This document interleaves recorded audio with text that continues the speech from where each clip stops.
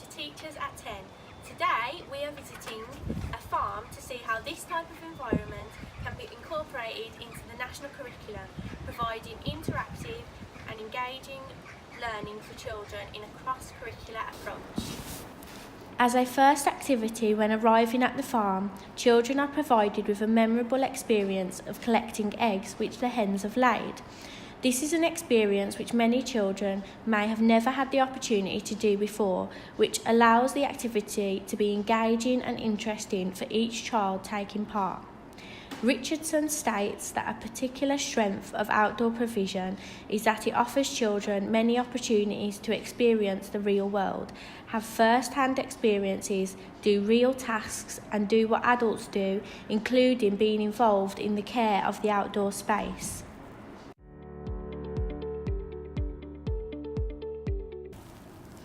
Another activity which children are able to take part in when visiting the farm is feeding the hens and cockerels.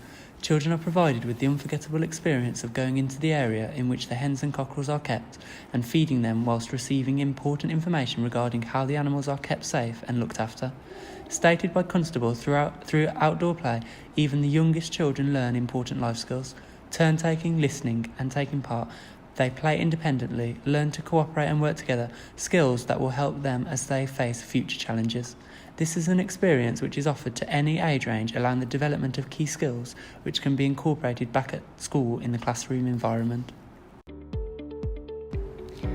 Within this area of the farm, children are taken to feed the sheep using the food provided by the farmer.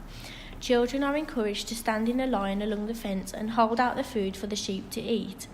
Again, this is an experience which many children may not have had the opportunity to take part in, as well as develop their knowledge and understanding of how sheep are looked after and the type of food they are given. This would link closely with the Science National Curriculum in relation to animals and their life processes. Highlighted by Pritchard, many now agree that children learn through taking control of their own learning. Experiential learning is concerned with the learner playing a prominent and active role in their learning, which is encouraged through this type of experience. Here, children are brought to visit the pigs, focusing on how they live and the type of food in which they eat. Although children are not allowed to touch the pigs, they are still given the valuable experience of feeding these animals by throwing apples and carrots into the area in which the pigs live, whilst being told of how the pigs are provided with water in an eco-friendly way. Rainwater is collected and stored ready to provide to the pigs when necessary. Taking learning into an environment which offers activities such as this can be beneficial in many ways. As stated by the Department for Education, teaching beyond the classroom allows one to promote a love of learning whilst encouraging children's intellectual curiosity, which is what can often be lost when continually surrounded by four walls. According to Beans, Higgins and Nicole, it appears that despite more and more teachers wishing to engage their students in educational experiences beyond the classroom walls, many are unsure of how to begin. Our aim at Teachers at 10 is to support teachers and provide useful information regarding learning outside the classroom environment. As can be seen around me now, this is another area of the farm which children are brought to in order to see the calves. Here, the calves are grouped depending on the month in which they were born. Children are provided with useful information regarding how the calves develop into full-grown cows and how they are looked after. This area of the farm provides children with the opportunity to visit the cows and see how they live whilst on the farm. When visiting the cows, children are made aware of how they are fed and looked after by the farmer. Children have the ability to take their learning further by touching the cows and feeding them with the hay provided. According to Pound, Dewey believed that it is important to develop the curriculum from the children's interests. Children should be engaged in activities and experiences which contribute to their understanding and appreciation of the world, which is also supported by Piaget, who believed that learning is supported by action. Children need to experiment actively with materials and to experience things in the real world to develop thought and imagination. Before entering the classroom, children will be introduced to this large cow statue, which allows them to experience milking the cow using the udders. This is an interactive and engaging activity which develops the children's knowledge and understanding of how milk is collected from a cow.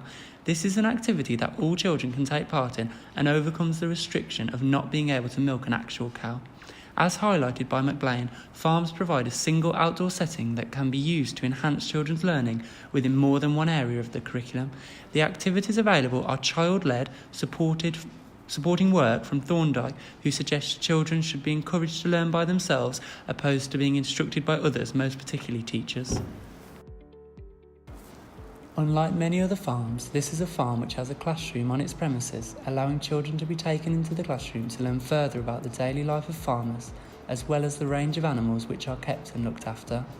This setting also provides a comfortable environment for the teacher.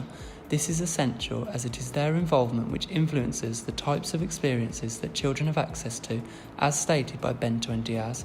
Whilst in this classroom, children develop their knowledge and understanding in regards to how the animals provide things such as milk and meat, which are then used within supermarkets. They also develop their knowledge regarding how animals are born through the use of videos which show this process.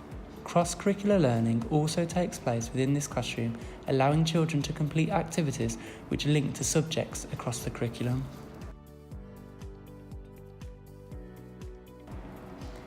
Common links made to subjects involve linking to mathematics. Children are asked to weigh the eggs collected from the hens and complete an egg collection record sheet, identifying the heaviest and lightest eggs. Linking to English, children are often given the opportunity to develop their writing skills through writing a thank you letter to the farmer for allowing them to visit. In support to the use of the classroom, according to Beans, Higgins and Nicole, as with learning inside the classroom, learning outside should be planned in line with curriculum guidelines in order to maximise the learning potential of these experiences. This is the cloakroom where children are provided with waterproof coats and wellies to keep them clean whilst walking around the farm. In relation to this, there is also an area in which children are encouraged to wash their hands throughout the visit after coming into contact with the animals.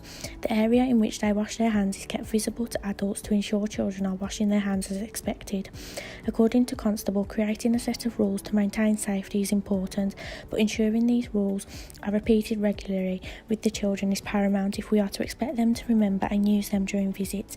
And visiting environments such as this, health and safety is essential, and many individuals such as parents may worry about the risks and hazards which may arise.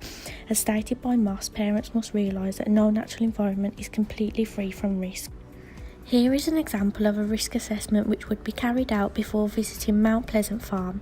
When visiting any type of outdoor environment, it is essential to carry out a risk assessment to identify any risks or hazards which could occur. However, identifying these risks and hazards should not prevent the experience from taking place due to worry regarding the children's health and safety.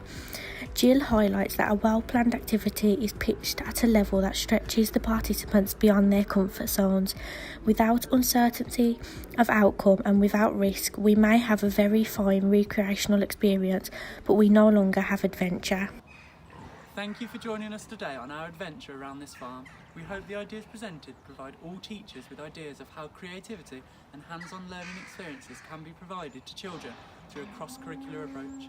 As a teacher, it is important to remember that many children, especially those in inner city schools, will spend the majority of their schooling life learning within the four walls of their classroom due to curriculum requirements and lack of confidence among teachers with taking learning outdoors. Let's work together and overcome this by improving teachers' knowledge and understanding of how outdoor learning within many different environments can be incorporated into the curriculum and benefit a child's learning in a variety of ways. Don't forget to tune in next week for more Teachers at 10 and join us in visiting another outdoor area which can be used to integrate outdoor learning into your curriculum. Until next time, keep teaching!